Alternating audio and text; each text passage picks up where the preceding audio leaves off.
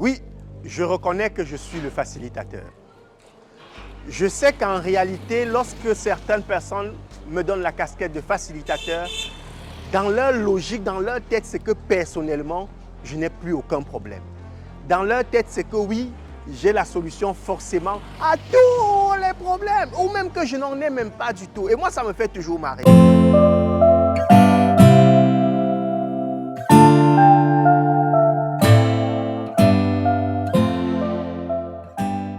Et ça me fait davantage marrer parce qu'il y a quelqu'un, et ils sont plusieurs, hein, qui m'ont fait plusieurs messages. Chaque fois, je demande sur Internet comment je peux faire pour vous aider et tout.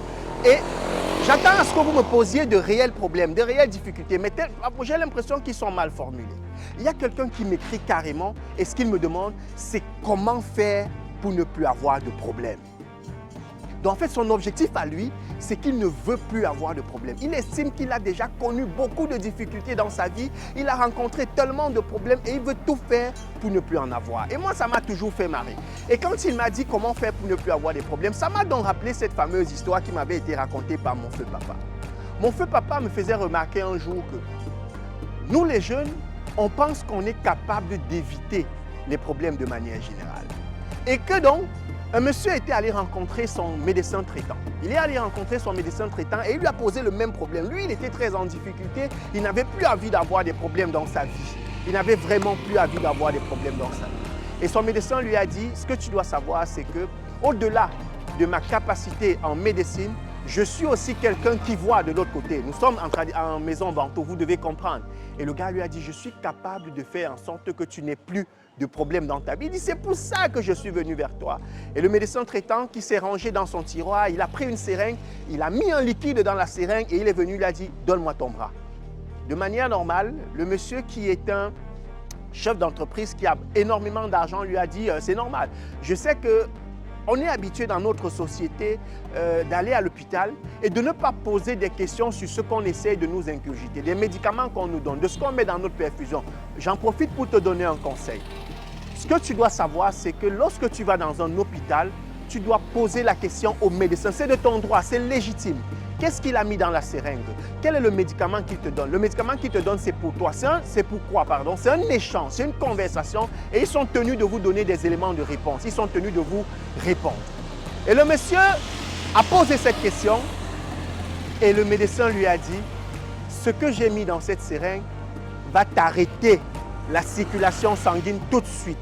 Tu vas arrêter de vivre maintenant. En français facile, tu vas mourir. Et le gars a ouvert les yeux, il se dit, à quoi?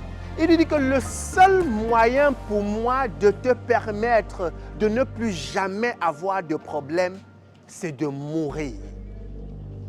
Et c'est où le gars a compris en réalité qu'il croyait avoir des problèmes. Et lorsque le médecin traitant lui a raconté ce par quoi il passe, parce que je vais vous dire, le médecin traitant en réalité c'était un psy. Et le psy lui a fait remarquer que sa part de problème ne vient pas de lui.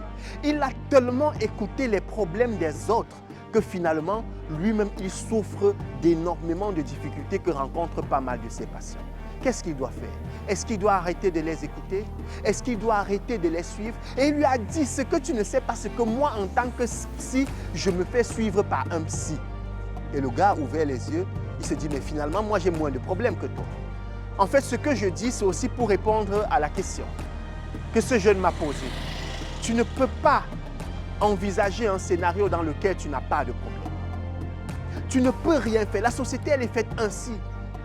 Est-ce que tu connais la fameuse histoire de ce monsieur à qui on a dit, quand c'est inévitable, c'est inévitable. Le monsieur, on lui avait dit, si tu sors aujourd'hui, tu ne vas pas rentrer, tu vas mourir. On lui a dit, de toutes les façons, demain, tu vas y passer. Et le gars a dit, comme vous vous dites que je vais y passer, je vais vous montrer, je ne sors pas de chez moi. Et il a dit, je vais voir la mort venir. Il a porté sa chaise, il l'a mis juste à l'entrée de sa maison. Il a commencé à dormir, il a fait la tête comme ça. L'histoire raconte que juste en face de lui, il y avait un bouc.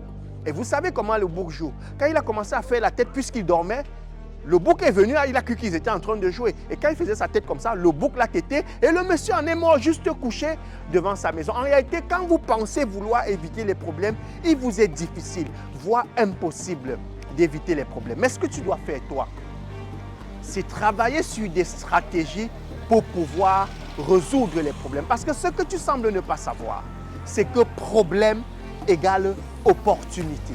Ce que toi tu appelles problème là, quelqu'un d'intelligent, quelqu'un qui a l'œil, quelqu'un qui est visionnaire, lorsqu'il passe dans un endroit où il voit quelque chose qui semble être un problème, il comprend qu'il y a une opportunité derrière. Regarde, ton problème, le problème de certaines personnes dans la société, c'est qu'ils ont un petit kiki. Et donc, comme ils ont un petit kiki, ils se fâchent, ils se plaignent contre tout le monde. Ce qu'ils ne savent pas, c'est que certaines personnes qui leur vendent les produits pour résoudre le problème de petit kiki, ce sont des gens qui, eux, hier, avaient des problèmes de petit kiki. Donc, quand il a eu ce problème, il se dit, si moi j'ai ce problème, ça veut dire que plusieurs autres personnes pourraient avoir le même problème. Et qu'est-ce qu'il a fait? Il a décidé de mettre sur pied une solution. Au lieu de te plaindre, toi, demande-toi comment est-ce que tu peux mettre sur pied plutôt une solution pour résoudre d'abord, ton problème et éventuellement le problème des autres. Si tu n'es pas encore abonné à cette chaîne, je te suggère de le faire maintenant et de cliquer sur la cloche de notification pour ne rater aucune vidéo. On se reparle bientôt. Merci.